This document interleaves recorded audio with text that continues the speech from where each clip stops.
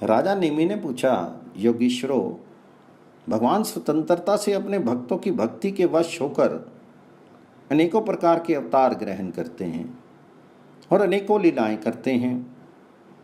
आप लोग कृपा करके भगवान जी की उन लीलाओं का वर्णन कीजिए जो वे अब तक कर चुके हैं, कर रहे हैं या करेंगे। अब सातवें योगीश्वर द्रुमिल जी ने कहा, राजन, भगवान अनंत हैं, उनके गुण भी अनंत हैं।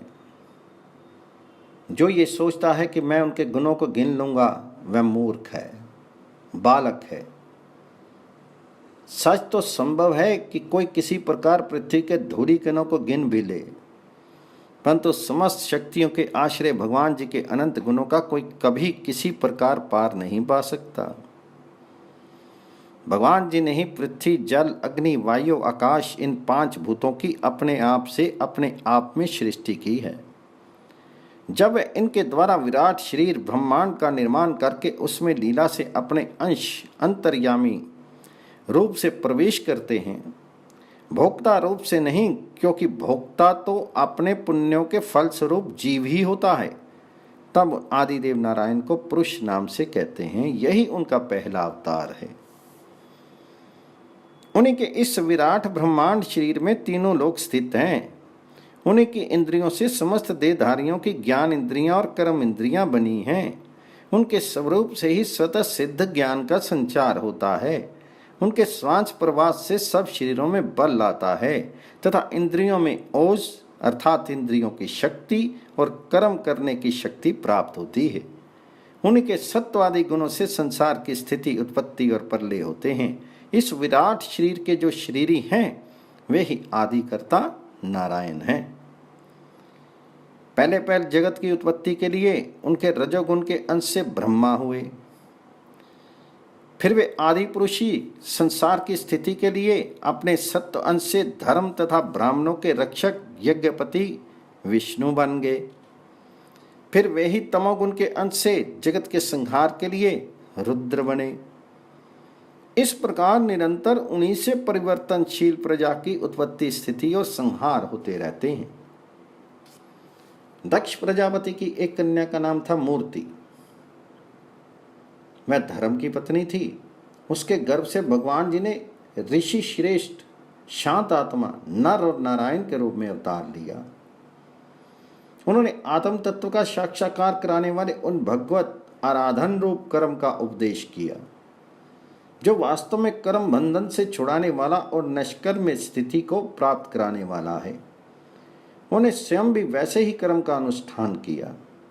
बड़े बड़े ऋषि मुनि उनके चरण कमलों की सेवा करते रहते हैं। वे आज भी बद्रिका आश्रम में उसी कर्म का आचरण करते हुए विराजमान हैं।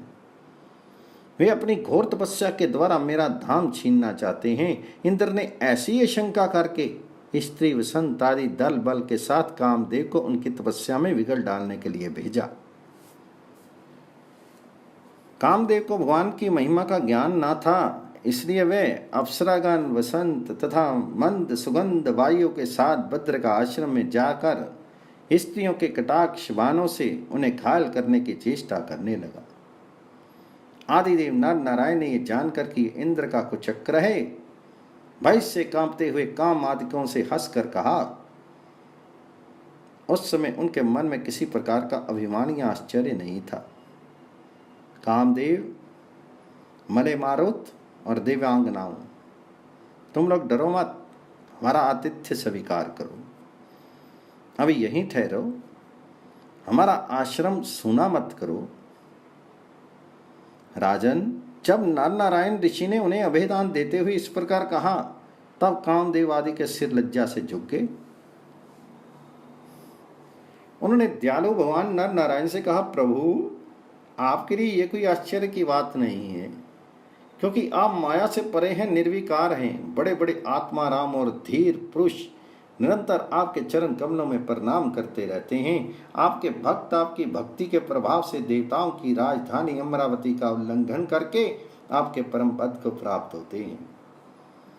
इसलिए जब वे भजन करने लगते हैं तब देवता लोग तरह तरह से उनकी साधना में विघ्न डालते हैं।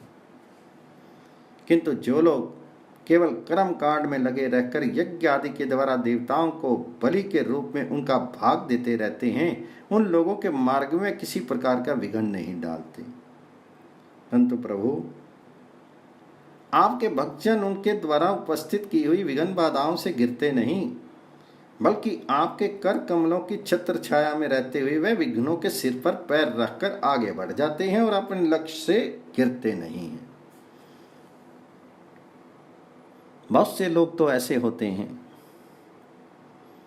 जो भूख प्यास गर्मी सर्दी एवं आंधी पानी के कष्टों की तथा रसन इंद्रियां के वेगों को जो अपार समुद्रों के समान सह लेते हैं, पार कर जाते हैं, परंतु फिर भी वे उस क्रोध के वश में हो जाते हैं जो गाय के खुर से बने खड्डे के समान है और जिससे कोई लाभ नहीं है, आत्मनाशक है। और प्रभु, वे इस प्रकार अपनी कठिन तपस्या को खो बैठते हैं।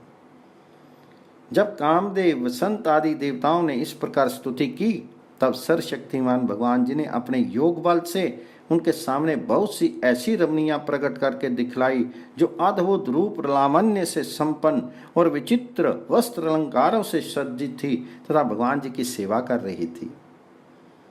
जब देवराज इंद्र के अनुचरों ने उन लक्ष्मी जी के समान रूपवती स्त्रियों को देखा, तब उनके महान सौंदर्य के सामने उनका चेहरा फीका पड़ गया। वे श्रीहीन होकर उनके शीर से निकलने वाले दिव्य सुगंध से मोहित हो गए। अब उनका सिर झुक गया। देव द्वेष भगवान नारायण हंसते हुए से उनसे बोले, तुम लोग इनमें से किसी एक स्त्री को जो तुम्हारे अनुरूप हो ग्रहण कर लो, मैं तुम्हारे स्वर्गलोक की शोभा बढ़ाने वाली होगी।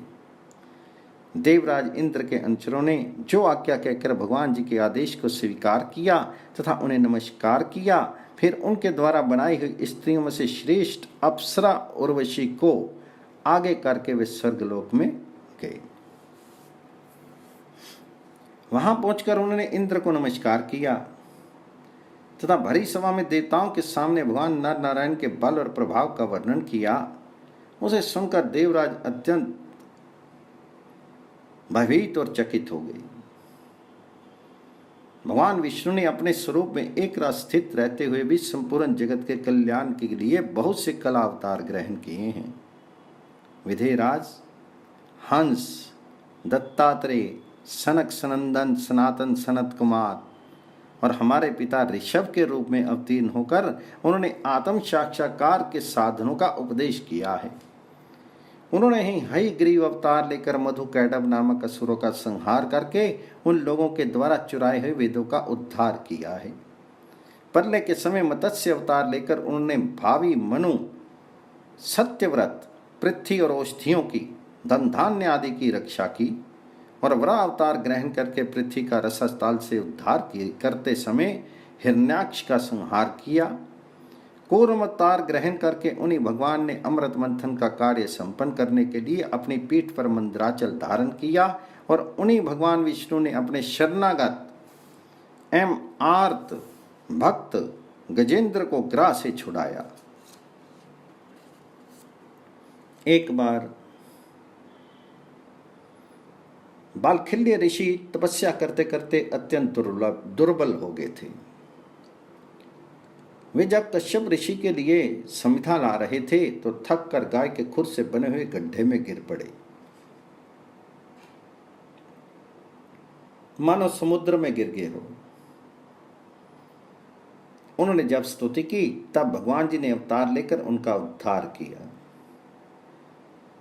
वृतासुर को मारने के कारण जब इंद्र को ब्रह्म हत्या लगी और वे उनके भय से भागकर छिप गए, तब भगवान जी ने उस हत्या से इंद्र की रक्षा की। और जब असुरों ने अनाथ देवांगनाओं को बंदी बना लिया, तब भी भगवान जी ने ही उन्हें असुरों के चुंगल से छुड़ाया।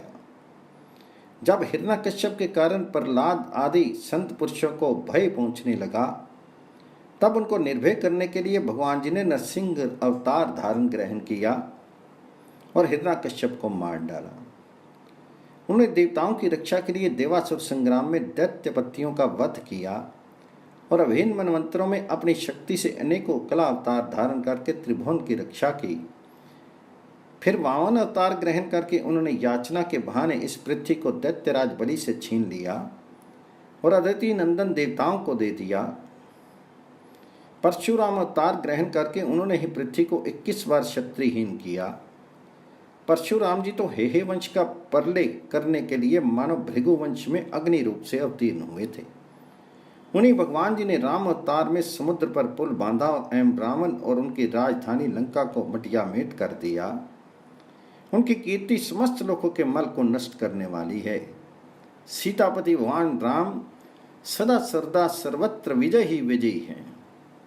राजन, अजन्मा होने पर भी पृथ्वी का भार उतारने के लिए वे ही भगवान यदुवंश में जन्म लेंगे और ऐसे ऐसे कर्म करेंगे जिन्हें बड़े बड़े देवता भी नहीं कर सकते। और फिर आगे चलकर भगवान ही बुद्ध के रूप में प्रकट होंगे और यज्ञ के अन्य अधिकारियों को यज्ञ करते देखकर अनेकों प्रकार के तर्क वितर्कों से मोहित कर लेंगे। और कलयुग के अंत में कलिक अवतार लेकर वे ही शूद्र राजाओं का वध करेंगे। महाबाहु विधिराज, भगवान की कीर्ति अनंत है।